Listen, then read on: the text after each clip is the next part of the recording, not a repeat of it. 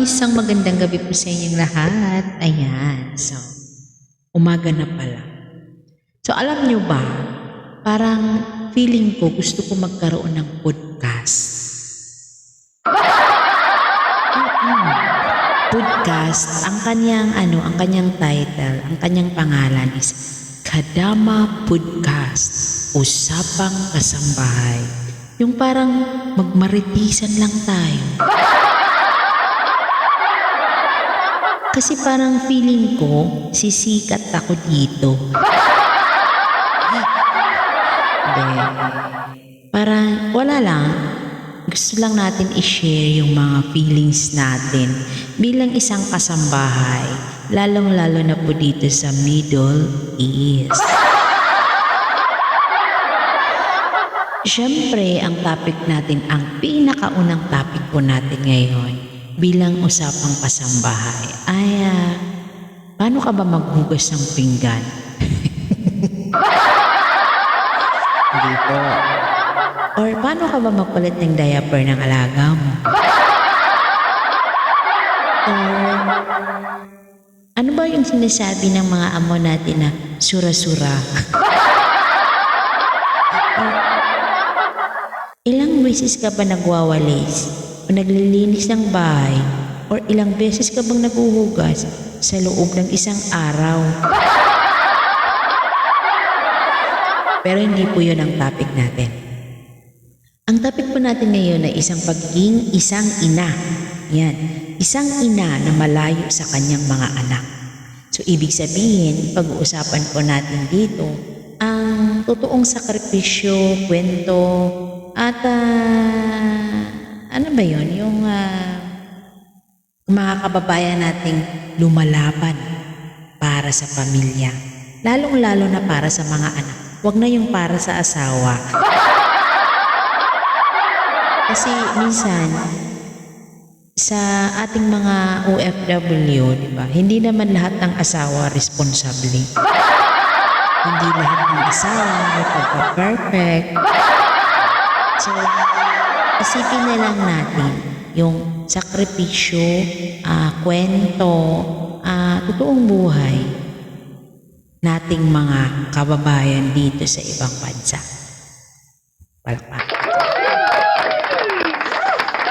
Siyempre sa lahat ng mga nanay na malayo sa kanilang mga anak, na katulad ko, ayan.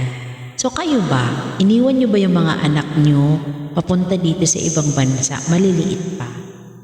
Kasi kung ganun, syempre at the end of the day, magkakaroon tayo ng problema. Minsan hindi ka nakilala, hindi close sa'yo yung anak mo. Ako kasi, umalis ako ng Pilipinas, talagang malalaki na yung mga anak ko, yung marunong na sila sa gawaing bahay, marunong na magsaing, marunong na maglaban ng panty, di ba?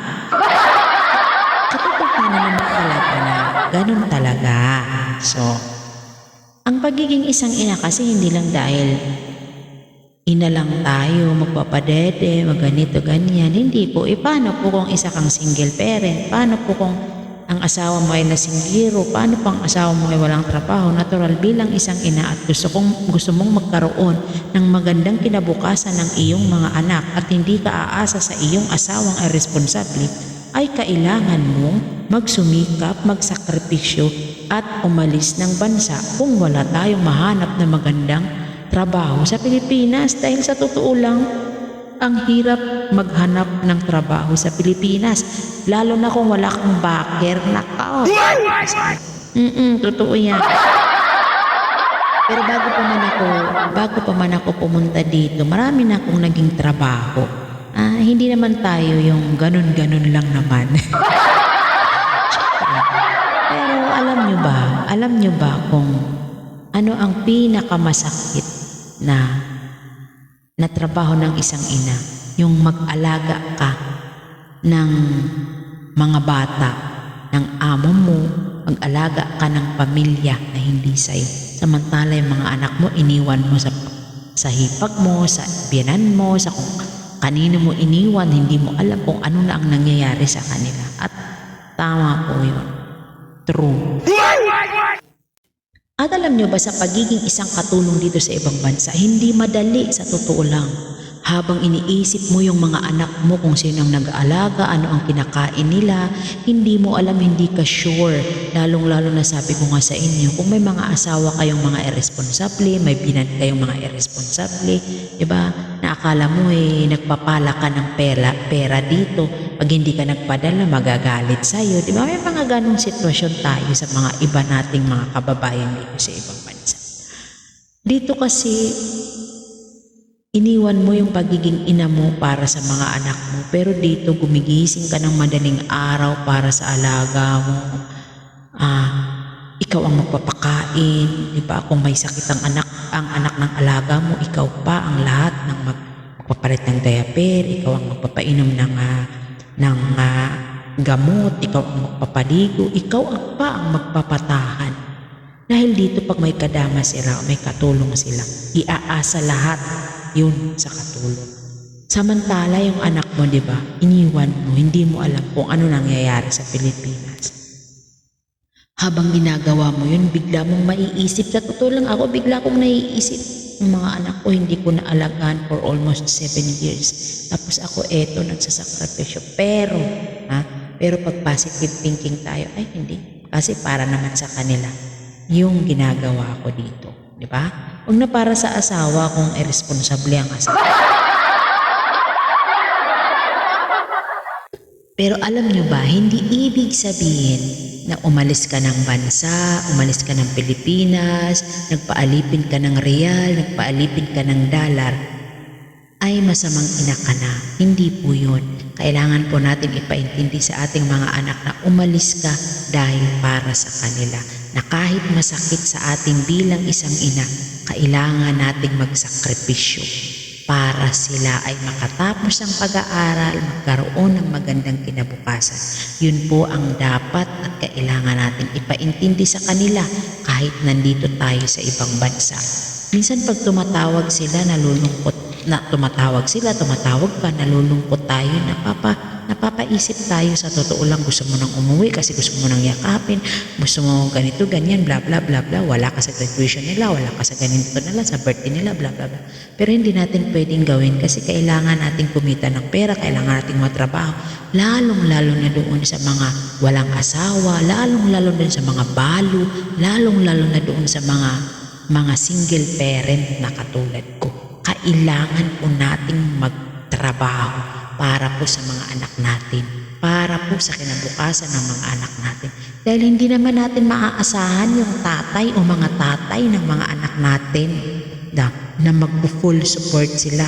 Kung meron kang ganun na ex, edi thank you. Pero kung wala kang ganung ex, di sorry, di ba? Kaya minsan sinasabi namin sa inyo, mga anak, mag-aral kayo ng mabuti, balang araw magsasama-sama tayo. Totoo po yan. Kahit ako, yun po yung dream ko. Yun yung wish ko na sana at the end of the day, after ko dito, magsama-sama na po kami. Sana po, di ba? So, sabi ko nga sa inyo, hindi tayo masamang ina. Minsan isang beses, meron nagsabi sa akin, chinismis ako sa aking mga kababayan doon. Chinismis ako na sa aming mga kaibigan, kaya umalis yan kasi tumatakas sa responsibilidad. So ngayon, tinanong ko, bakit siya ba ang nagbibigay ng pagkain ng mga anak ko, nagpapaaral, nagbibigay ng damit? Ako din naman kaya nga ako umalis kasi para sa mga anak ko. Kasi yun, alam mo, sometimes may mga ganun tayo, nakakilala mismo natin, best friend natin, kapamilya natin, sisiraan pa tayo para lang sa mga bagay na nonsense, di ba? Pero ewan ko kung nasaan ang utak nun. Hindi natin alam. So ang paglayo po natin ay hindi po dahil masamang ina tayo, kundi dahil kailangan nating magsakripisyo para sa mga anak natin. At kagaya ko po ngayon, lalo po sa mga kagaya ko talaga. Kahit pagod na po tayo, kailangan po natin isipin ang positibo. At eto pa, saluduhan natin, hindi natin kailangan na Hindi natin kailangan na ikahiya natin kung ano tayo dito. Kahit nakatapos tayo, kahit ako nga college graduate ako, environmental science pa ako. Hindi ko kinakahiya kung bakit nandito ako kasi unang-una, ba't ko ikakahiya? Lahat ng sahod ko, lahat ng sinasahod ko napupunta sa mga anak ko. Diba? Hindi naman sila lalakit ng ganyan kung wala yung ako. Diba? Siyempre, saluduhan natin ang ating mga sarili. Hindi natin kailangan na ikahiya.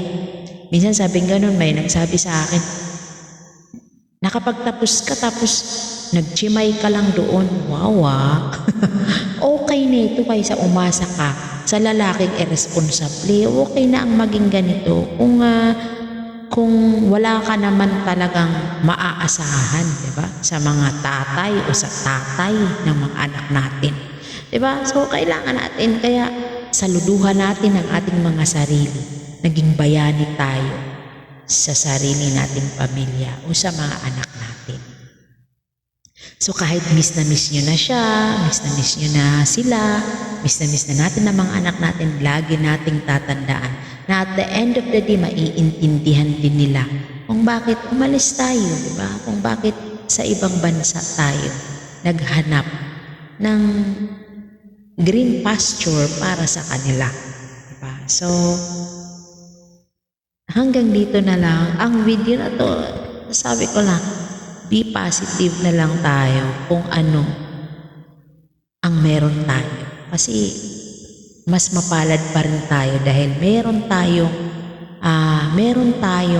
skills, meron tayong lakas ng loob na umalis ng Pilipinas para sa mga anak natin na hindi tayo umaasa basta-basta lang sa ayuda ng gobyerno. So, salute everyone, ng mga OFW na katulad ko na nandyan. Ayan, sana po ay meron kayong narinig sa akin na positibo. Ano ba yun? Parang wala naman eh. Wala naman hanggang dito na lang. Ito po si Ruby Del Castor, ang Kadama Podcast na Sapang Kasambahay. This is my first topic po ngayon. At may mga susunod pa pong mga topic sa mga susunod na linggo, buwan man yan. Basta kung kailan tayo free, magsasalita tayo. Bye!